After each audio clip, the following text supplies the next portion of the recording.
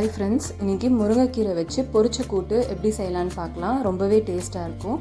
இதுக்கு குக்கரில் பச்சைப்பயிறு 1 கப் சேர்த்து அதை நல்லா கழுவி எடுத்துக்கோங்க. இது கூட ஒரு 4லேருந்து 5 பல் பூண்டு தோல் உரித்து தட்டி இதில் சேர்த்துடுங்க. இது கூட ஒரு வெங்காயம், ஒரு தக்காளி சின்ன சைஸாக இருக்கிறதா பார்த்து சின்ன சின்னதாக கட் பண்ணி இதில் சேர்த்துக்கோங்க. இது கூட கருவேப்பிலை, கொஞ்சம் மஞ்சத்தூள் சேர்த்துட்டு தண்ணி சேர்த்துக்கோங்க. பருப்பு முழுகிற அளவுக்கு தண்ணி சேர்த்தா போதும்.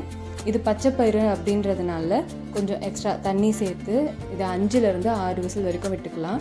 இப்போது கலருக்காக தான் நம்ம மிளகாய்த்தூள் சேர்க்குறோம். 1 ஸ்பூன் மிளகாய்த்தூளும் கொஞ்சம் உப்பும் சேர்த்து இதை நல்லா வேக வச்சுக்கோங்க. இதில் லாஸ்ட்டில் பச்சை மிளகாய் சேர்ப்போம், அதனால தான் 1 ஸ்பூன் மிளகாய்த்தூள் சேர்க்க சொன்னேன். அதே மாதிரி இது பச்சைப்பயிரில் தான் செய்யணும்னு இல்லை, சிறுபருப்புலேயும் செய்யலாம். அது கலர் இன்னும் அழகாக இருக்கும். பச்சைப்பயிறு உடம்புக்கு குளிர்ச்சி, அதனால் நான் பச்சைப்பயிறு சேர்த்துருக்கேன். இப்போது இது 5லேருந்து 6 விசில் வேக வச்சு எடுத்துக்கலாம். அதுக்குள்ளே நம்ம ஒரு கடாயில் கொஞ்சம் தண்ணி ஊற்றிடுங்க. தண்ணி ஊற்றுனதுக்கப்புறம் ஒரு வெங்காயம் சின்ன சின்னதாக கட் பண்ணி இதில் சேர்த்துருங்க. இது ரொம்ப ஈஸி செய்யறதுக்கு. ஒரு தக்காளி கட் பண்ணி இதில் சேர்த்துருங்க.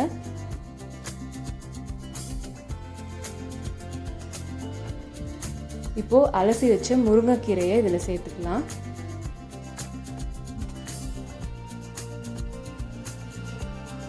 முருங்கைக்கீரையிலையும் கொஞ்சம் மஞ்சத்தூள் சேர்த்துக்கோங்க, அப்போ கலர் மாறாமல் இருக்கும். இப்போது தேவையான அளவு தண்ணி. ஃபஸ்ட்டு அந்த கடாயில் வெறும்னே வெங்காயம் போட வேணான்றதுக்காக கொஞ்சம் தண்ணி ஊற்றணும். இப்போது கீரை வேகிற அளவுக்கு தண்ணி ஊற்றிக்கோங்க. தண்ணி ஊற்றி ஃபஸ்ட் டைம் மட்டும் கொஞ்சம் மூடி வச்சுக்கோங்க, கொஞ்சம் லைட்டாக வேகட்டும். அதுக்கப்புறம் நம்ம மூடி வைக்காமே தான் நம்ம வேக வைக்க போகிறோம். இப்போ இதை நல்லா மிக்ஸ் பண்ணி விடுங்க, கீரை நல்லா வேகட்டும்.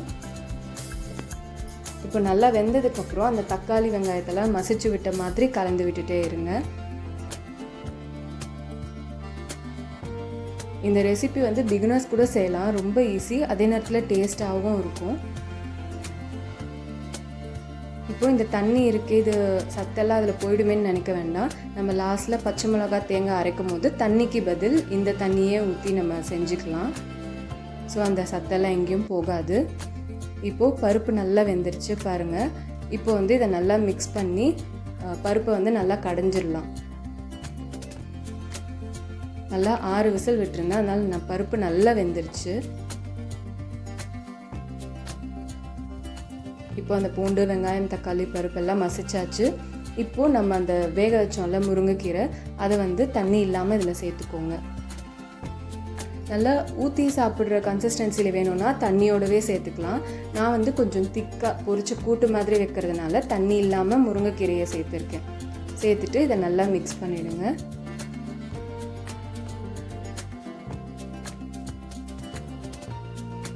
இதே நீங்கள் பச்சைப்பயிர் போடுறதுக்கு பதில் சிறுபருப்பு போட்டு செஞ்சுருந்தீங்கன்னா நல்லா எல்லோ கலரில் சூப்பராக இருக்கும். எல்லோவும் க்ரீனும் கலந்த மாதிரி இருக்கும். இப்போது அரைச்சி ஊற்றுறதுக்கு ஒரு மிக்ஸி ஜாரில் 3லேருந்து 4 பத்தை தேங்காய் சேர்த்துட்டு அது கூட காரத்துக்கு ஏற்ற மாதிரி பச்சை மிளகாய், நான் 3 பச்சை மிளகாய் சேர்த்துருக்கேன். இப்போ இதில் 1 ஸ்பூன் சீரகம் சேர்த்து இதை நல்லா அரைச்சி எடுத்துகிட்டு வந்துடுறேன். அரைச்சாச்சு. இப்போது தண்ணி ஊற்றிக்கலாம். தண்ணிக்கு பதில் அந்த கீரையில் இருந்த தண்ணியே ஊற்றி இதை நல்லா பேஸ்ட் மாதிரி அரைச்சிக்கிறேன். பத்தாததுக்கு நம்ம தண்ணி ஊற்றி கூட அரைச்சிக்கலாம். இப்போ நல்லா பேஸ்ட்டாக அரைச்சாச்சு. இப்போது இதை நம்ம இந்த கீரை பருப்பு போட்டு கடைஞ்சி வச்சுருக்கோம்ல அதில் சேர்த்துக்கலாம். சேர்த்துட்டு இதிலே கொஞ்சம் தண்ணி ஊற்றி அலசியும் ஊற்றி இதை நல்லா மிக்ஸ் பண்ணிக்கோங்க. மிக்ஸ் பண்ணிவிட்டு ஸ்டவ் ஆன் பண்ணிவிடுங்க.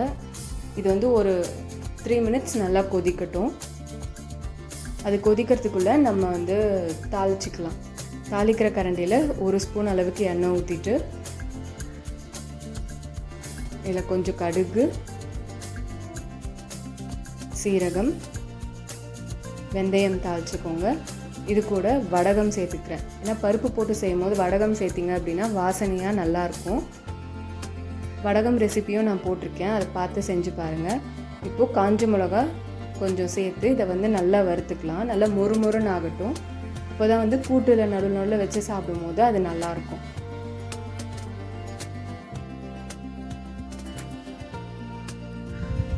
இப்போ மிளகா நல்லா வறுந்ததுக்கப்புறமா இதில் 4 பல் பூண்டு தட்டி இதில் சேர்த்துடுங்க.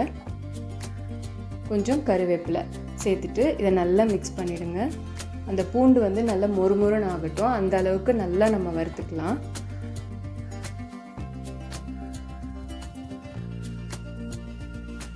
இப்போ நல்லா வந்து மொறுமொறுன்னு ஆகிட்டு பச்சை வாசனைலாம் போயிடுச்சு பூண்டில். இப்போ இதை வந்து நம்ம அந்த கீரை கடையலில் சேர்த்துடலாம்.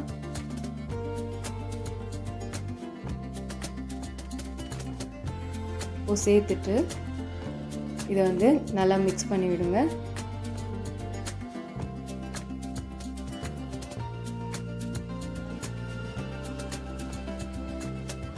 இப்போ மிக்ஸ் பண்ணதுக்கப்புறம் இதில் வந்து கொஞ்சமாக கொத்தமல்லி சேர்த்து கலந்து விட்டு இறக்குனா நம்மளோட முருங்கைக்கீரை பொரிச்ச கூட்டு சூப்பராக ரெடி ஆகிடுச்சு. கண்டிப்பாக நீங்கள் ட்ரை பண்ணி பார்த்துட்டு எப்படி இருந்ததுன்னு கமெண்ட்ஸில் சொல்லுங்கள்.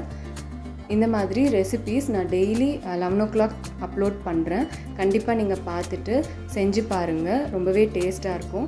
இந்த வீடியோ பிடிச்சதுன்னா லைக் பண்ணுங்கள், ஷேர் பண்ணுங்கள். சப்ஸ்கிரைப் பண்ணாதவங்கெல்லாம் மறக்காமல் சப்ஸ்கிரைப் பண்ணி சப்போர்ட் பண்ணுங்கள்.